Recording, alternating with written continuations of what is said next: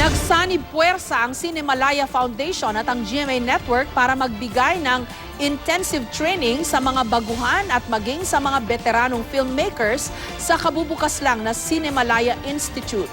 May report si Aubrey Carampel.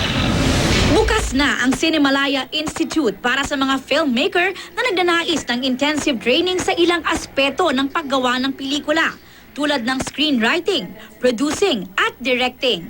Nagsimula na ang mga klase nitong Lunes sa College of St. Benilde. Kapartner rin ang Cinemalaya sa bagong venture na ito, ang GMA Network. Pumirma na ng Memorandum of Agreement sina Cinemalaya President Loris Guillen at ang partners ng Cinemalaya Institute, kabilang ang Kapuso Network, represented by GMA Network Senior Vice President for Entertainment TV, Lilibet Razonable.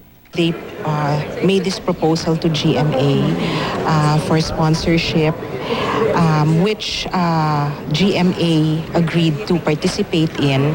At the same time, we were able to also send some of our creative talent and producers and directors. So ngayon, ano ngayon ang commitment namin sa New Breed?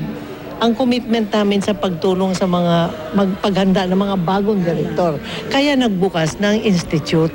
Aubrey Carampel, GMA News.